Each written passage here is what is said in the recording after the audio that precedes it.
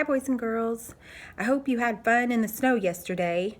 My nephew Thomas, he got to ride his sleigh for the first time and had big fun with that. And then these boys and girls down the street from me, they made snowmen, and they were just real little, but they were so cute.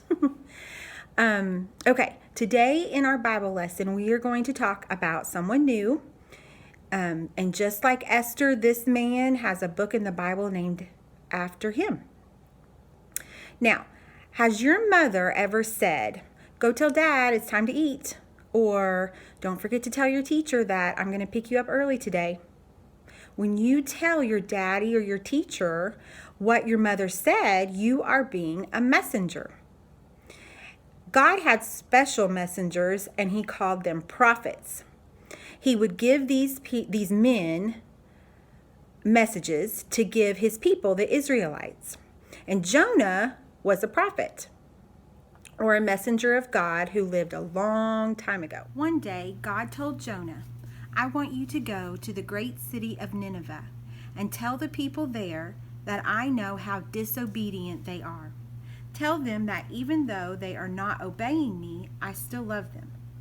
God wanted Jonah to tell the people of Nineveh to obey, to stop doing bad things, and to ask God to forgive them. Jonah did not want to go to Nineveh. He did not want to give the people of Nineveh God's message because he didn't like those people. Jonah did the opposite of what God wanted him to do. God said go one way. Jonah said no and went the other. He would not give God's message to the people of Nineveh. Jonah went down to the nearest seaport town. There he got on a ship that was going to the city of Tarshish. When he got on the ship, Jonah knew he was not doing what was right. He knew he was not obeying God.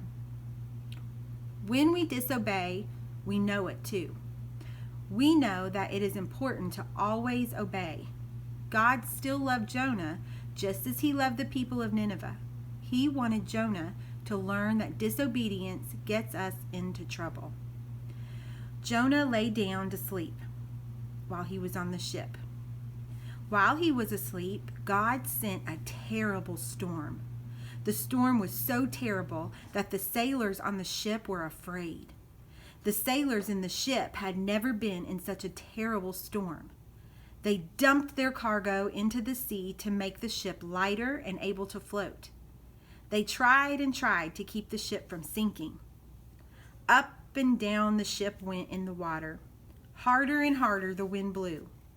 The storm kept getting worse, and they saw that there was nothing they could do. The sailors called on their gods to help them, but the storm didn't stop. Their gods couldn't help. They weren't real. There is only one true God, the maker of the heavens and the earth. Only God could stop such a terrible storm. The sailors saw Jonah asleep. How could anyone sleep in such a terrible storm? They went up to Jonah. wake up, they said. "The ship is sinking. Wake up and ask your God to help us." Jonah could not ask God to stop the storm. He knew in his heart that the terrible storm was his fault because he did not do what God asked.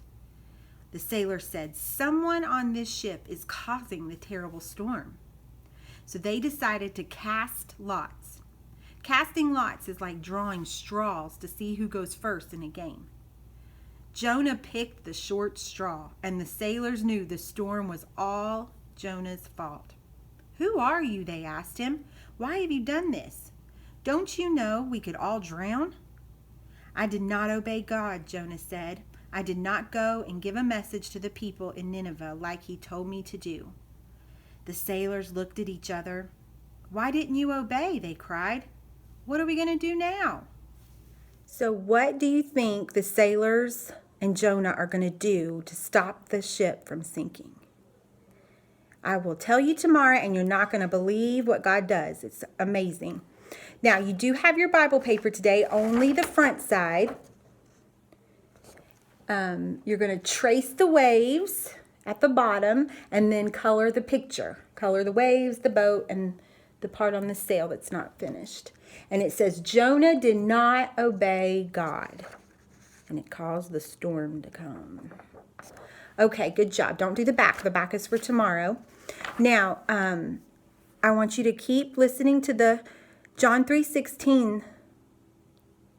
Yeah, I thought I said it wrong. Song, and practice that. Let's say it together. John 3:16. For God so loved the world that he gave his only begotten Son, that whosoever believeth in him shall not perish, but have everlasting life. John 3:16. Good job.